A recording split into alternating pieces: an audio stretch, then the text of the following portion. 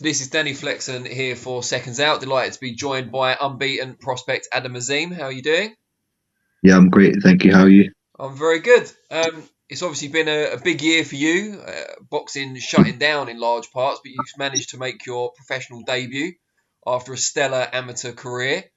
Just tell us about that experience a little bit, because you debuted on the undercard of a very big show, two Yeah. Golden Contract finals on that show in December, but obviously no fans in attendance. So what was it like? It must have been an interesting experience.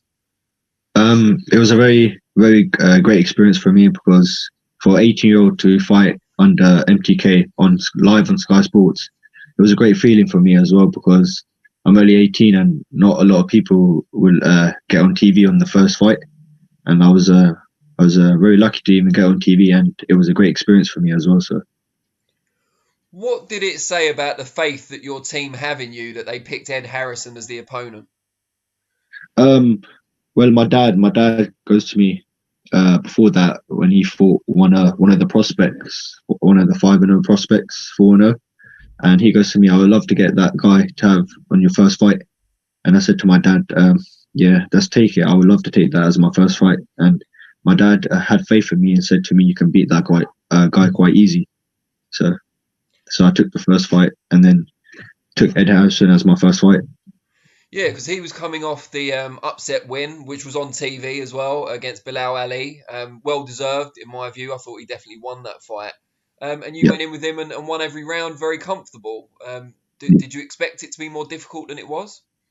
Um, it was a very tough fight to have for a first fight, but I knew that Ed Harrison is he's not like any other fighters. He's very like switched on and he's there to win as well. So and I just kept on my game, stayed focused, trained really hard at the training camps, and I take every fight serious. I don't underestimate no one. So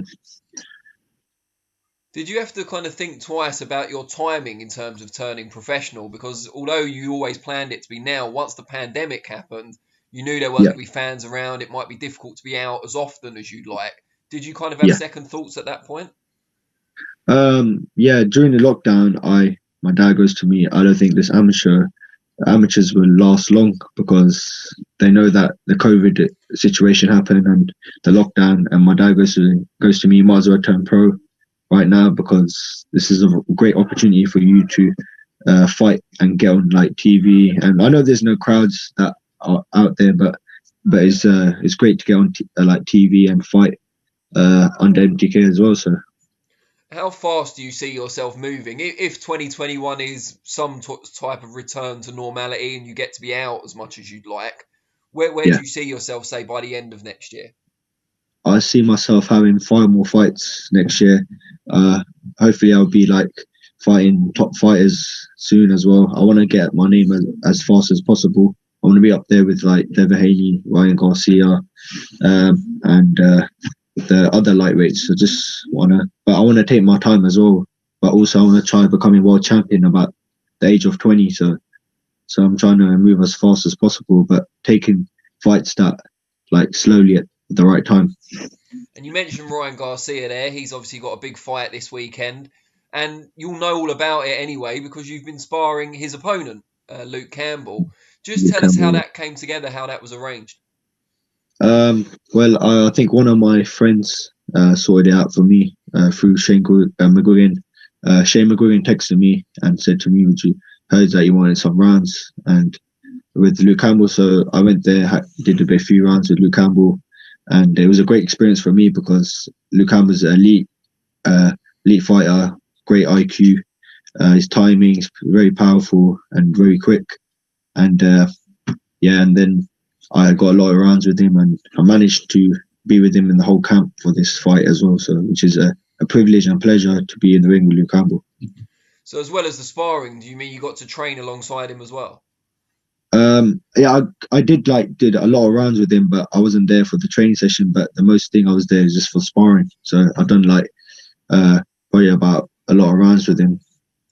And what would you say you learned from that? I mean, I'm sure you learned lots of things, but what would you pick out as things you learned from being in there with him so often? I've learned a lot of stuff from Luke Campbell when I was sparring him. His timing, he's very patient. His IQ is just very good. I've seen him like spar with other people, and he deals with the fighters like very very clever, and the way he adjusts, the way he counters is just unbelievable for a fighter. And what did the sessions tell you about yourself and where you are as a professional so far? It shows like where I am as well, like what I need to work on and what level I could potentially become, hopefully, in a few years' time. I did learn a lot of tips from Shane McGuigan and Barry, and I got a lot of tips from Luke Campbell, which is really important to me because going there, sparring, helping them out for Ryan Garcia, I should also get some tips and learn for him as well. So.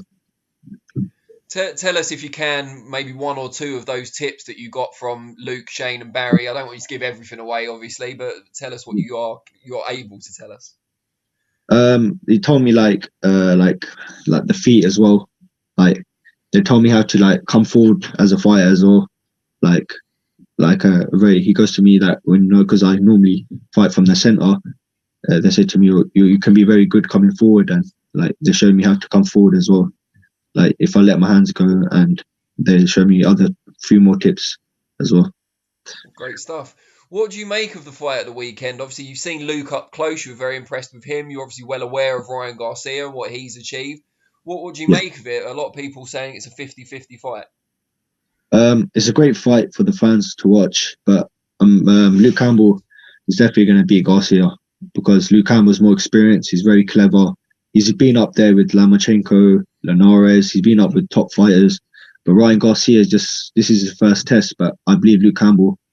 I think Luke Campbell could stop Ryan Garcia. He's going to break him down, and I think that he's going to stop Ryan Garcia.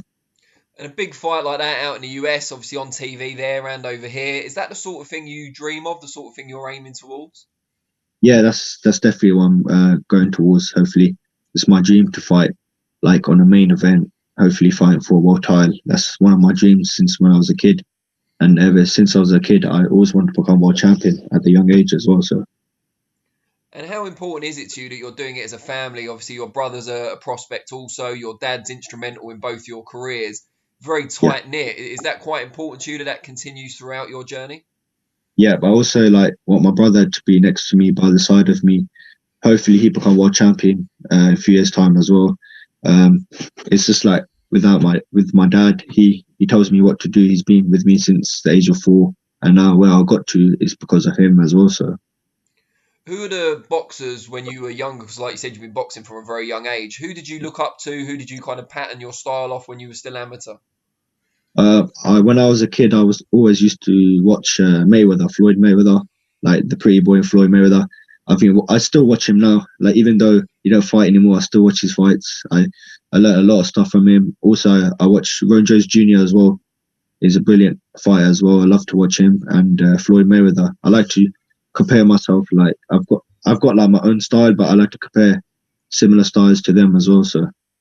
Are you someone that watches a lot of boxing, not just live, but the old guys on YouTube and stuff as well? Yeah, I normally go on YouTube, watch a lot of old school boxing because I like to learn as well from the old school and from the new generation as well. So it's good to get some tips from the old school and the new school. So which is great. Great. Who do you enjoy watching that's out there now? I enjoy watching like Gervonta Davis. Teofimo is a great boxer to watch as well. I like to watch Lomachenko was a very good boxer, but and there's another one called Canelo. Canelo is one of my favorites as well, so he's a very good boxer as well. Great stuff. Well, before we let you go, just tell all the people who are going to be watching this how they can find you on different social media platforms. They can keep up with what you're doing. Adam.Azim one is my Instagram, and Facebook Adam Azim.